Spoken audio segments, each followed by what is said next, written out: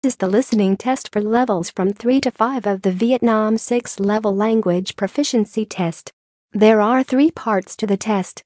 You will hear each part once. For each part of the test, there will be time for you to look through the questions and time for you to check your answers. Write your answers on the question paper. You will have 5 minutes at the end of the test to transfer your answers onto the answer sheet. The recording will now be start. Please ask any question now, because you must not speak during the test. Now open your question paper and look at part 1. There are 8 questions in this part.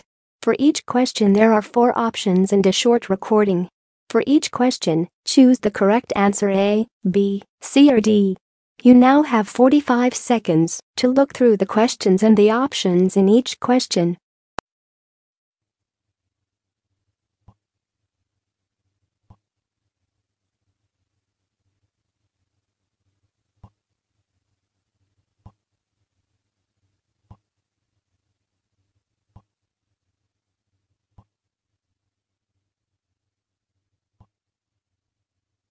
Now we are ready to start. Listen carefully.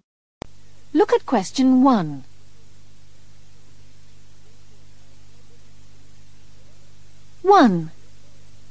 What have they forgotten? I've got the passports here. And the tickets are in my bag. What about the camera? Oh no! I've left it at home. And I really wanted to take some holiday photos.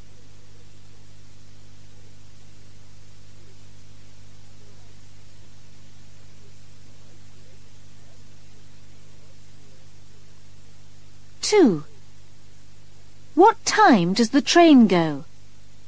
Hurry up, we'll be late. What time does the train go? At 6:15. We've got to leave in 10 minutes. I'm nearly ready.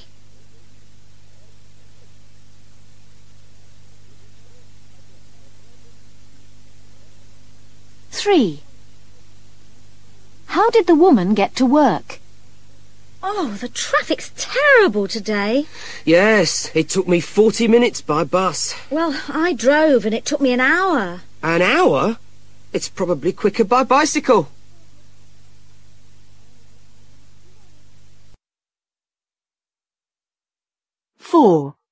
Where are the man's shoes?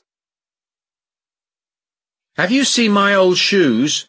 I thought they were under the chair by the television. Not anymore. They're by the door with the other rubbish. I've been tidying the flat. Well, the living room looks very nice, but you're not throwing my old shoes away, all the same.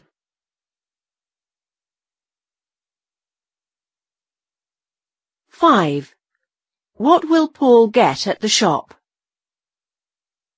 Right, now what do we need for this sauce so Paul can get it for me?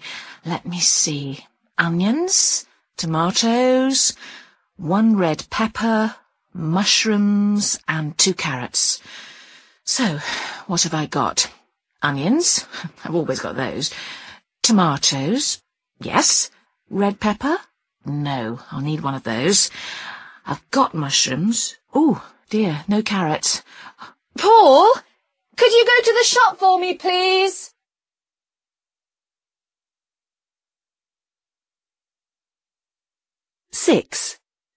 How were they told to do their homework? Wow, your homework looks great. Thanks. I typed it on my dad's computer. But didn't Mrs. Smith tell us we had to write it in our books? Oh, no, you're right. Oh, what am I going to do now?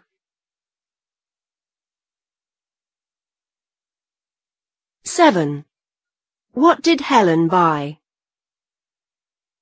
Look, Roger, I've been shopping. They've got some great things in Style Right. Hey, that's brilliant. Lovely colours, and it'll keep you warm in the winter. Yes, but are the sleeves too short for me? No, they look fine. 8.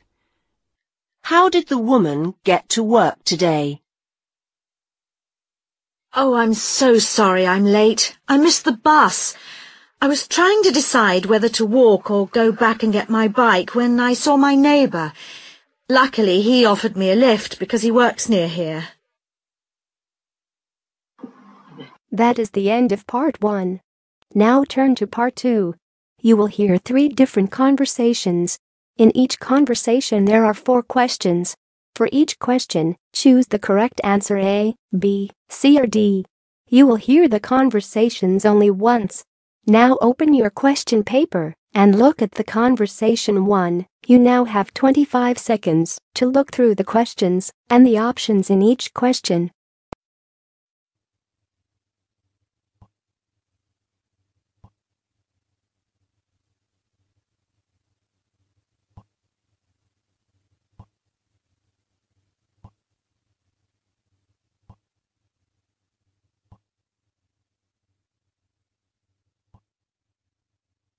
Now we are ready to start. Listen carefully. My daily schedule as a dental hygienist is a little complicated. That's because it's different every day. Monday, I don't go into work until late in the afternoon, so I have time to spend most of the day doing washing of clothes, shopping, and my banking. I leave for work around 4 o'clock in the afternoon and work from 5 to 9 p.m. Tuesday, I wake up at 6:30 a.m. and leave for work at 7:30. My first patient is scheduled for 8:15. Each patient is allotted 45 minutes. Lunch break is 12:30 to 1:30. I finish up at 5 p.m. and get home at around 6 p.m. Wednesday starts an hour earlier.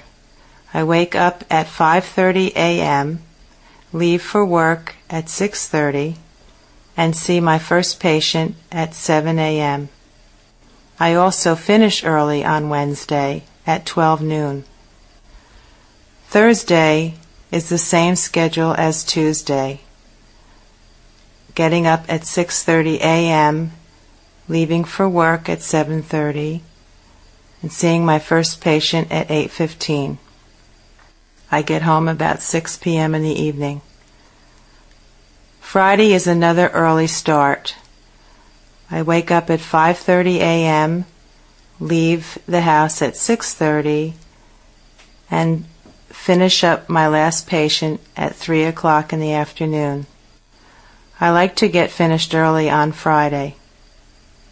That is a typical work week for me. Now open your questions paper and look at conversation 2. You now have 25 seconds to look through the questions and the options in each question.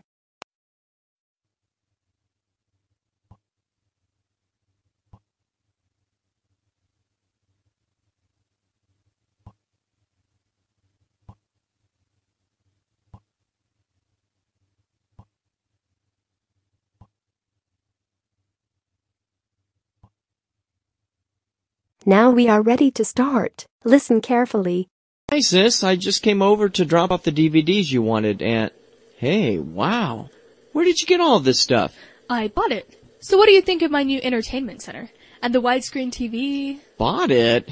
And my new DVD player. Here, let me show you my stereo. You can really rock the house with this one. But where did you get the dough to buy all this? You didn't borrow money from Mom and Dad again, did you? Of course not. I got it with this. This? Let me see that. Have you been using Dad's credit card again? No, silly, it's mine. It's a student credit card. A student credit card? How in the world did you get one of these? I got an application in the mail. Well, why did you get one in the first place? Listen, times are changing, and having a credit card helps you build a credit rating, control spending, and even buy things that you can't pay with cash, like the plane ticket I got recently. What plane ticket? Oh yeah, my roommate and I are going to Hawaii over the school break, and of course I need some new clothes for that, so...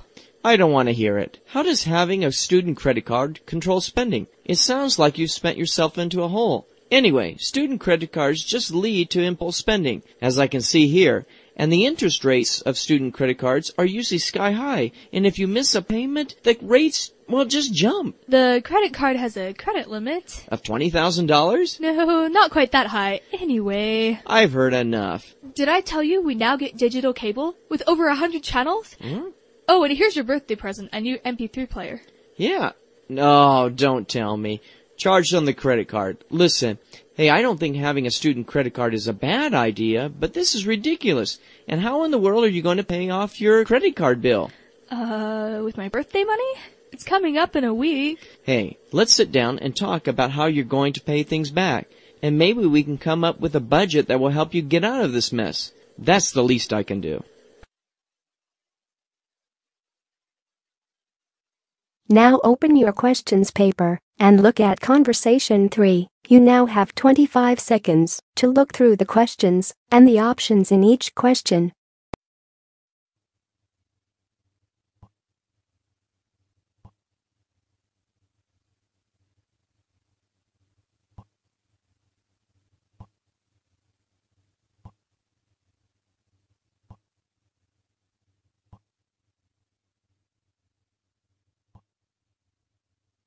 Now we are ready to start. Listen carefully. Hi, welcome to Joe's Hamburger Restaurant. Hi. Home of the 1 pound super deluxe hot and spicy cheeseburger. Will this be for here or to go? To go. Okay, what would you like today? Would you like to try the 1 pound super hot and spicy cheeseburger? I don't think so. I'd probably have heartburn for a week after downing that monster. Well, it's our house special this week, and it comes with fries and a large specialty drink called Everything But the Kitchen Sink. A what? Everything but the kitchen sink? What in the world is that? Well, it's a little mix of everything in a large cup. Pepsi, Sprite, Fanta Orange, and lemonade with crushed ice and a scoop of ice cream. Now that sounds disgusting. Hey, it'll grow on you. Nah, I think I'll just order a hamburger with some mustard and lettuce and a glass of water. Boring. Hey, would you care for anything else, like a side order of amazing cheesy onion rings? No, thank you. Onion rings usually don't agree with me. Okay, your total comes to $10.90. $10.90? For just a hamburger? You gotta be kidding.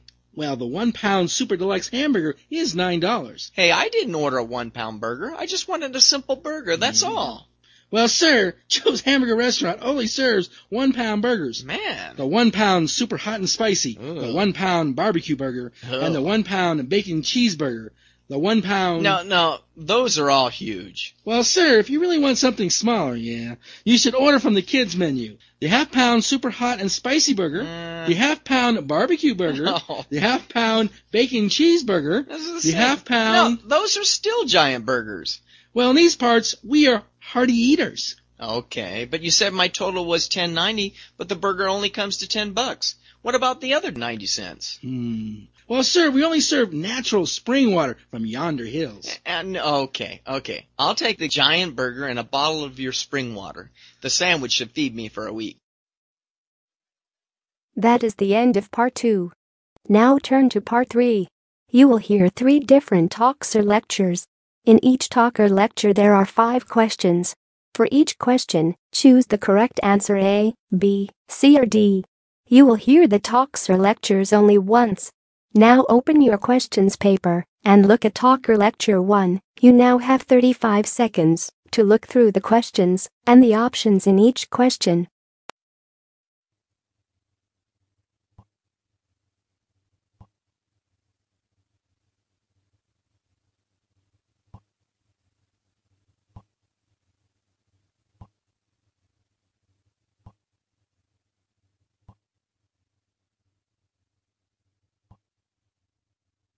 Now we are ready to start. Listen carefully. Hello everyone. My name's Sandy Duffy, and I'm here to tell you about my career as a video game writer.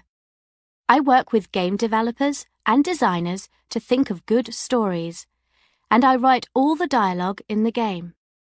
When I was in secondary school, I never imagined that I would do this job. I played the violin, and that's what I planned to do as my job. But I had an accident when I was playing basketball and hurt my hand, so I had to think of another career. My mother wanted me to be a journalist, but I didn't think it was for me. I didn't know what to study at university. I was good at lots of science subjects, including physics and maths, but I also loved entertaining people, and I was good at art. In the end, I went to film school where I studied lighting, special effects, how to use a camera, all that. It was there that I started to think about working in the video game industry. Now, a question that everyone always asks me is, how did you get your first job?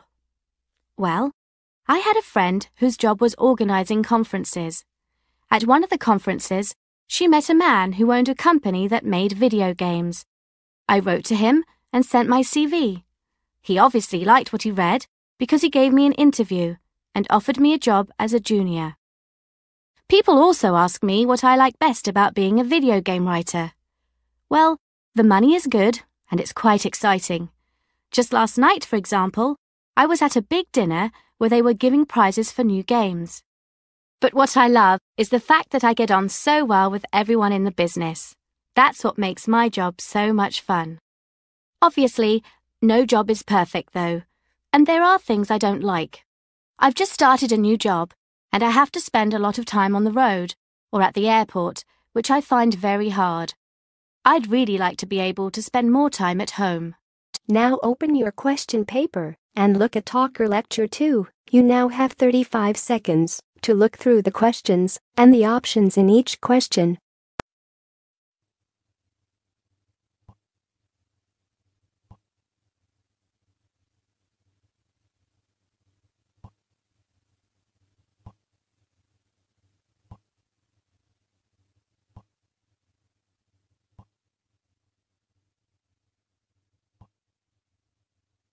Now we are ready to start. Listen carefully. Do you want to take part in a trip of a lifetime? Then join Go for Health India. This amazing 5-day trek will take you through one of the world's most beautiful mountain ranges, the Indian Himalayas. You will also be helping raise vital funds for our charity, which aims to promote healthcare all over the world. The trip starts in the city of Delhi, where you will have the chance to see one of the charity's healthcare projects in action. The following day, we set off on our incredible journey into the mountains. During the trek, you will pass colourful towns and villages and enjoy the most magnificent mountain views. You will experience all this before you even reach the peak of our trek to see the stunning Dhauladhar mountain range. Once at the top, you can climb even higher if you want to, and experience walking on a glacier to reach Lars Cave. You will soon know what it feels like to be on top of the world. And on the way down, you will be able to admire the wonderful views across the valley. To join Go for Health India, all you need to do is pay an entry fee of £250. You also need to promise to raise a minimum of £2,500 before the start of the trip. Fundraising is part of the challenge, but don't worry, our fundraising team is on hand to help you. Once you have signed up, you will receive an information pack. This includes details of the trek as well as the work of the charity. It also contains useful tips and advice on fundraising, and you will also get a charity cap to wear with pride. You will also receive a full training guide, which will help you reach a reasonable level of fitness. Our top training tips will definitely improve your physical ability so that you can get the most out of the trek. The cost of the trip includes your flights, accommodation, food, tour guides, and medical support. However, please note that airport tax is not included. You will have to meet this additional cost yourself. Dates for this year's Go for Health India are the 3rd to the 13th of November. Visit our website www.goforhealth.uk and sign up today. Now open your question paper and look at Talker Lecture 3. You now have 35 seconds to look through the questions and the options in each question.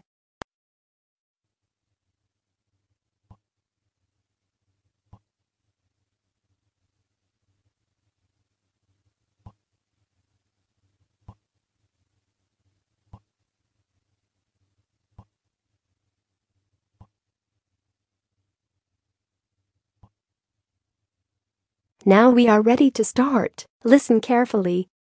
Here in India, people bought around 1.5 million new cars. This will probably go up to 3 million a year in the next few years. That's how the Indian economy is changing. Many Indians in the big cities are richer than ever, and they want to spend money on new products.